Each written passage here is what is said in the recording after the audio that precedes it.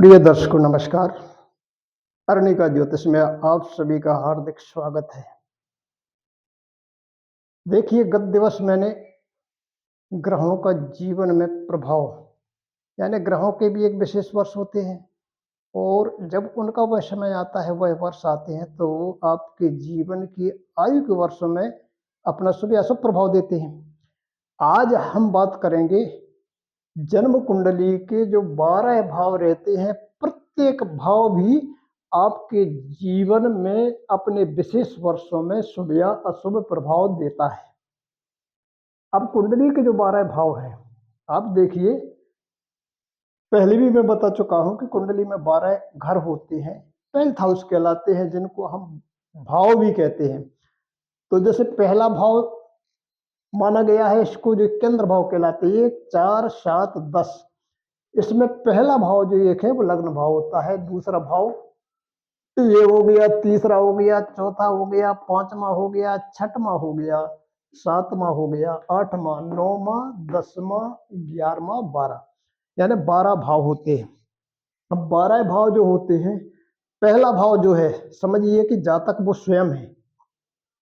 आज जैसे मान लो जिसकी भी जन्म कुंडली है, तो उसका जो लग्न भाव होगा या पहला भाव, आप मानिए कि वो व्यक्ति स्वयं है। उसका जो दूसरा भाव होता है वो उसके परिवार का होता है। परिवार का सुख कैसा मिलेगा, उसकी वाणी का होता है, उसकी बुद्धि का होता है और उसके धन का होता है।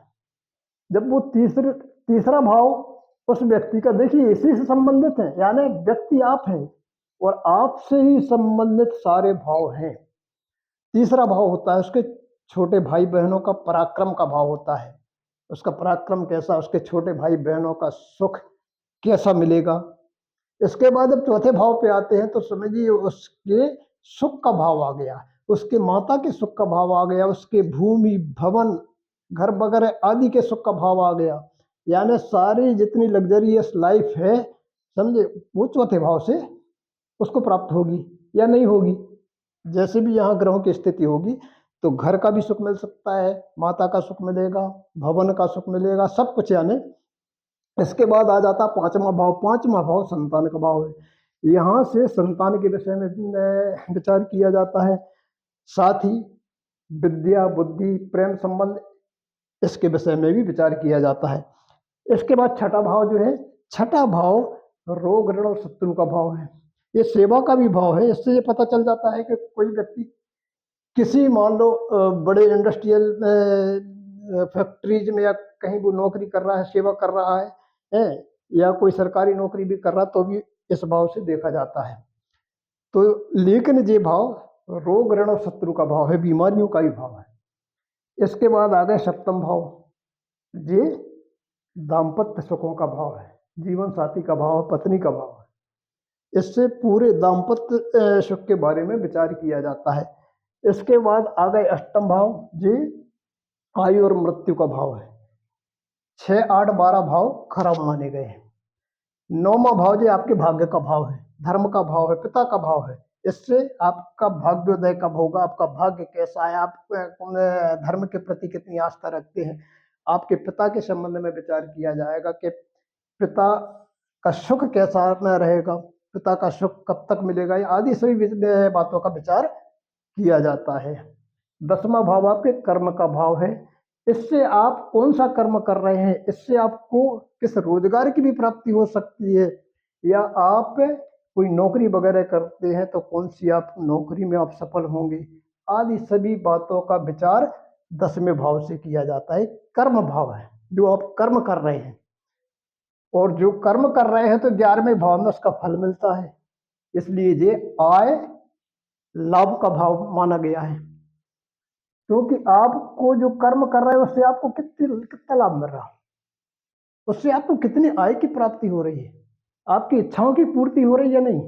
तो ये 11वां भाव है, जो लाभ, इच्छा और पूर्ति का, इच्छा पूर्ति का भाव है, आय का भाव है।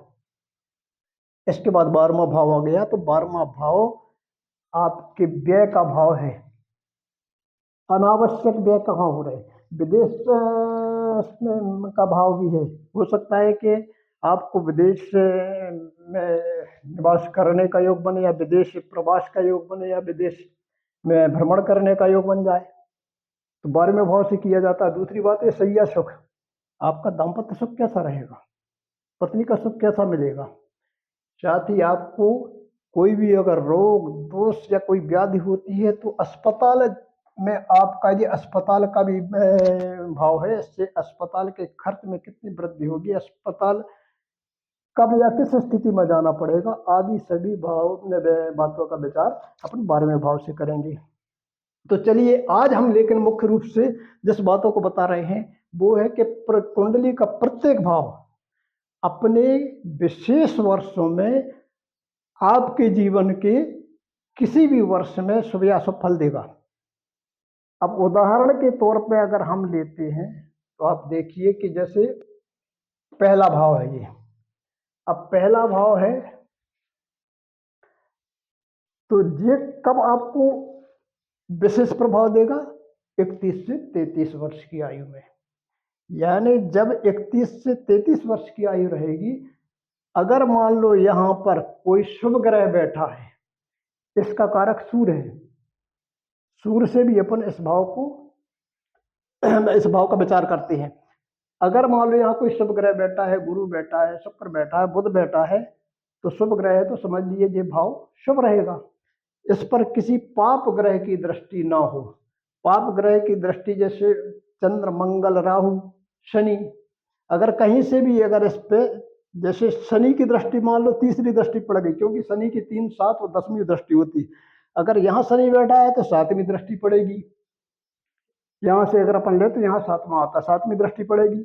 यहाँ बैठा है अगर शनि तो यहाँ से 1, 2 तीसरी दृष्टि पड़ेगी, और अगर मान लो यहाँ बैठा है तो 10वीं दृष्टि पड़ेगी, 1, 2, 3, 4, 5, 6, 7, 8, 9 यहाँ पर, तो 7वीं ये हो गई, 8, 9, 10।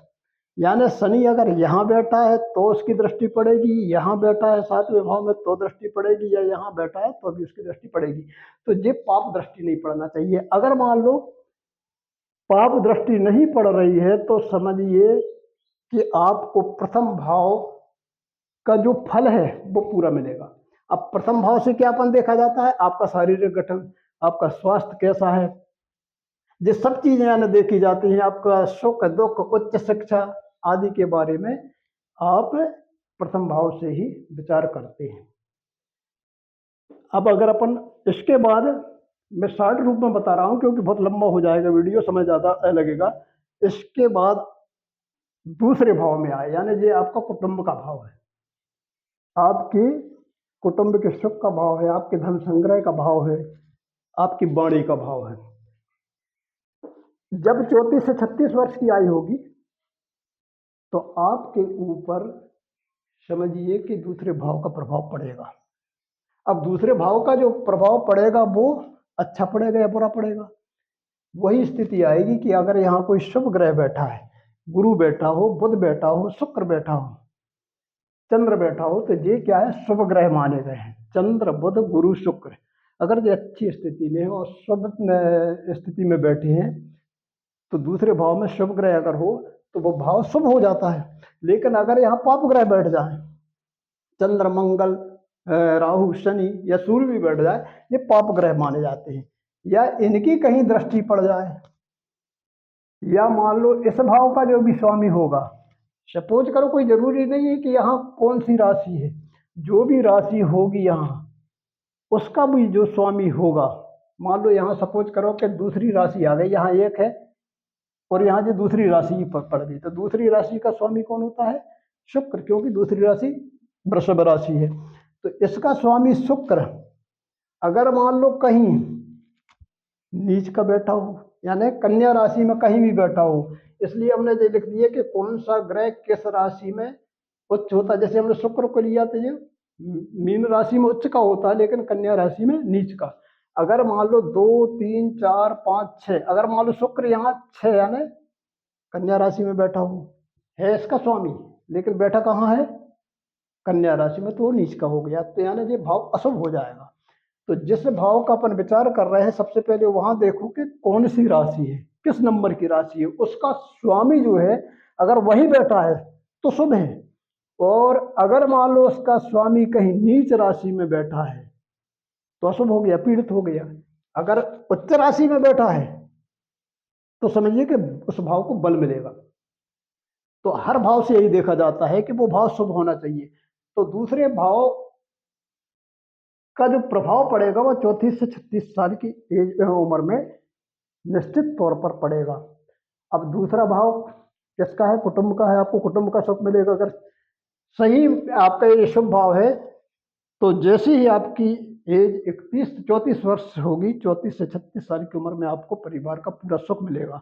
आपका धन संग्रह चालू हो जाएगा, आप धन संग्रह करेंगे, आपकी वाणी में प्रखरता आ जाएगी, आप वाणी के माध्यम से अट्रैक्शन करने में यानी कामयाब होंगे किसी को। तो ये सब चीजें दूसरे भाव से देखी जाती हैं। इसके बाद आ गया तीसरा भाव। तीसरे भाव का प्रभाव कब पड़ेगा? 37 से 39 साल की उम्र में। अब 37 से 39 साल की उम्र में आप देखते हैं कि कोई व्यक्ति 38 साल का है, वो देख रहा है कि हमें परिवार से या भाइयों से सुख क्यों नहीं मिल रहा, या भाई हमारा विरोध क्यों कर रहे हैं। तो इसका मतलब है आपका तीसरा भाव पीड़ित है, क्योंकि तीसरे भाव से छोटे भाई बहनों का विचार किया जाता है, पराक्रम का विचार किया जाता है। उस स्थिति में आप देखेंगे कि अगर मान लो उसके छोटे भाई बहन इस एज में, जब वो 37-38 साल की एज है उसकी, और भाइयों से वो परेशान है, बहनों से परेशान, तो सीधा सीधा यानी इसका मतलब यह है कि उसका तीसरा भाव पीड़ित है। इस तीसरे भाव में कोई अशुभ ग्रह बैठा है, पाप ग्रह बैठा है, या इस भाव का जो स्वामी होगा, इसमें जो भी राशि होगी उसका स्वामी होगा, वो पीड़ित होगा, कहीं नीच राशि में होगा या उस पाप ग्रह के साथ होगा, तो समझिए कि ये भाव पीड़ित है। आप कह सकते हैं कि भाई आपका तीसरा भाव पीड़ित है, इसमें जो इस भाव का जो स्वामी है वो पीड़ित है, उस स्वामी का आपको उपचार करना पड़ेगा है, या इसमें पाप ग्रह बैठे हैं, तो समझिए कि ये भाव पीड़ित है। अगला जब चलेंगे, 40 से 45 साल की उम्र होगी, 40 से 45 साल की उम्र में चौथे भाव का प्रभाव पड़ जाएगा। अब चौथा भाव क्या है? सबसे अच्छा सुख का भाव है, माता का सुख है, आपकी भूमि का सुख मिलेगा, वाहन का सुख मिलेगा, आदि जितने भी सुख हैं लग्जरी लाइफ, वो चौथे भाव से देखी जाती है। इसका कारक चंद्रमा होता है, तो चंद्रमा को भी मजबूत होना चाहिए। तीसरे भाव का कारक मंगल है, यहाँ मंगल अगर मजबूत है तो तीसरे भाव का अच्छा फल मिलेगा। दूसरे भाव का गुरु है, गुरु को अच्छा होना चाहिए, कारक ग्रह भी देखा जाता है। पहले भाव का कारक ग्रह सूर्य है, तो सूर्य के विषय में भी देखा जाता है। तो चौथे भाव में अगर शुभ ग्रह हैं, लेकिन चौथे भाव में अगर चंद्रमा है, कर्क राशि में है, तब तो ठीक है, लेकिन अन्य राशि में चंद्रमा होगा तो कोई भी कारक ग्रह अगर अकेला अपने भाव में, कारक भाव में बैठा है, तो वो अशुभ होता है, ये ध्यान दीजिए। लेकिन अगर मान लो चंद्रमा कहीं भी किसी भी भाव में आना, जैसे मान लो यहाँ 9 में भाव ले लो, 5वें भाव में ले लो, या 9वें भाव में ले लो, 10वें भाव में ले लो, कहीं भी केंद्र या त्रिकोण में, त्रिकोण भाव कहलाते हैं 5वां और 9वां भाव, केंद्र कहलाते हैं ये 1, 4, 7, 10, जिसमें से एक भाव जो लग्न भाव है इसको भी अपन त्रिकोण भी मान लेते हैं। अगर मान लो चौथा भाव शुभ है, यानी यहाँ कोई शुभ ग्रह बैठे हैं, कोई पाप ग्रह नहीं बैठा, या शुभ ग्रहों की दृष्टि है कहीं से भी, और चंद्रमा भी अगर शुभ है, अगर मान लो वृष राशि में बैठा है कहीं भी, वृष यानी जैसे मान लो सपोज करो ये है वृष राशि, चंद्रमा अगर यहाँ बैठ जाए तो उसकी उच्च राशि हो जाती है। इसका मतलब उसने इस भाव को, अगर मान लो यहाँ कर्क राशि है तो कर्क राशि का कौन स्वामी कौन हुआ? चंद्रमा। चंद्रमा को देखिए कि कहाँ बैठा है, अगर मान लो वो वृष राशि में बैठा है 2 में, तो उच्च का हो गया, यानी वो बलवान हो गया। इसके बाद देखेंगे कि चंद्रमा पर कोई अशुभ ग्रहों की दृष्टि तो नहीं है, शुभ ग्रहों की दृष्टि है कहीं से भी। मान लो कोई भी अगर मान लो ग्रह है, गुरु है, अब गुरु मान लो यहाँ भी बैठा है मान लो, तो अभी उसकी दृष्टि दूसरे भाव पर पड़ेगी, तो ये कहीं ना कहीं शुभ हो जाएगा। अब अगर मान लो इस भाव में को भी देखेंगे, इस भाव पर भी कितने ग्रहों की शुभ दृष्टि है, अगर इस भाव पे भी मान लो यहाँ से गुरु बैठा है तो गुरु की 7वीं दृष्टि पड़ेगी। अब गुरु की भी 5वीं 7वीं और 9वीं दृष्टि होती है। जहां भी बैठा होगा वहां से 5वीं दृष्टि भी 1 2 3 4 5, अगर यहाँ गुरु बैठा होगा तो 5वीं दृष्टि आएगी, यहाँ बैठा होगा तो 7वीं दृष्टि आएगी। शुक्र की 7वीं दृष्टि रहती है, अगर शुक्र बैठा है तो उसकी 7वीं दृष्टि यहाँ पड़ेगी। बुध बैठा होगा तो उसकी 7वीं दृष्टि यहाँ पड़ेगी। यानी शुभ ग्रहों की अगर दृष्टि है और ये भाव अगर शुभ है तो शुभ फल मिलेंगे। यानी 40 से 45 साल की उम्र में अगर उसका मकान नहीं बना तो मकान बन जाएगा। अगर उसको उच्च कोटि का वाहन चाहिए तो इतना धन आएगा कि वो उच्च कोटि का वाहन भी ले लेगा। यानी सारे सुख, माता का सुख मिलेगा, भूमि का सुख मिलेगा, सब कुछ यानी उसको सुख प्राप्त होंगे। लेकिन अगर अशुभ है तो अशुभ फल मिलेंगे। अब आ गया 5वां भाव। आज मैं केवल 7 भाव तक बताऊंगा क्योंकि लंबा पड़ जाएगा वीडियो। आ गया 5वां भाव। 5वां भाव कब प्रभाव देता है? 46 से 51 वर्ष की आयु में। 46 से 51 वर्ष की आयु में, और यह है संतान भाव। अगर यह भाव भी अगर शुभ है तो संतान का पूरा सुख मिलेगा, सहयोग मिलेगा। हो सकता है कि इस उम्र में जब आपकी 46 से 51 साल की उम्र हो, आपकी संतान को शिक्षा में उच्च शिक्षा की प्राप्ति हो और अच्छे डिवीजन से निकला हो, या उसको नौकरी भी लग सकती है। उसके माध्यम से आपको पूरा सुख मिल सकता है। यानी संतान का आपको पूरा सुख मिलेगा। विद्या के क्षेत्र में भी वो उच्च श्रेणी की सफलता प्राप्त करेगा। हर प्रकार से आपको संतान का सुख प्राप्त होगा क्योंकि ये संतान भाव है। अगर मान लो यही भाव अशुभ है तो समझिए संतान से कष्ट मिलेगा। सीधे यानी शॉर्ट रूप में बता रहा हूं मैं। इसके बाद आ गया 6वां भाव। 6वें भाव का प्रभाव आपके जीवन में कब पड़ेगा? 52 से 57 वर्ष की आयु में। जब आपकी उम्र 52 से 57 वर्ष होगी तो आप सीधा समझ लीजिए कि आपके ऊपर 6वें भाव का प्रभाव पड़ रहा है। अब 6वां भाव है रोग ऋण शत्रु का। हो सकता है कि अगर अशुभ है ये भाव, 6वें भाव में पाप ग्रह शुभ होते हैं। गुरु बैठा हो तो बहुत अच्छा रहेगा, केवल अकेला गुरु है, वो शत्रु नाशक होता है। अगर यहाँ गुरु अकेला बैठ जाए तो शत्रु कोई कुछ नहीं बिगाड़ पाएंगे। या मान लो शनि बैठा हो, मंगल बैठा हो, राहु बैठा हो, तो ये शुभ माने जाते हैं। 6 8 12 भाव में पाप ग्रह शुभ माने जाते हैं। लेकिन अगर यहाँ कोई शुभ ग्रह गुरु को छोड़ के कोई दूसरा शुभ ग्रह बैठा हो और वो भी पीड़ित हो, उसके ऊपर भी पाप ग्रहों का प्रभाव हो, पाप ग्रह की दृष्टि हो, तो ये भाव बिगड़ गया तो सीधा सीधा ये रहेगा कि शत्रु प्रबल हो जाएंगे। आपको कोई ना कोई ऐसी बीमारी आ जाएगी अचानक जो आपको अस्पताल भेज देगी। आपका कर्ज बढ़ जाएगा, कहीं ना कहीं से चारों तरफ से आप परेशान हो जाएंगे। ये आपका, और अगर शुभ है तो आप शत्रुओं पर भी विजय प्राप्त करेंगे, आपको सफलताएं मिलेगी, आपको किसी न किसी सेवा यानी नौकरी की प्राप्ति भी हो सकती है। अब आ गया 7वां भाव, ये कहलाता है दाम्पत्य भाव। अगर देखिए दाम्पत्य भाव कब होता है?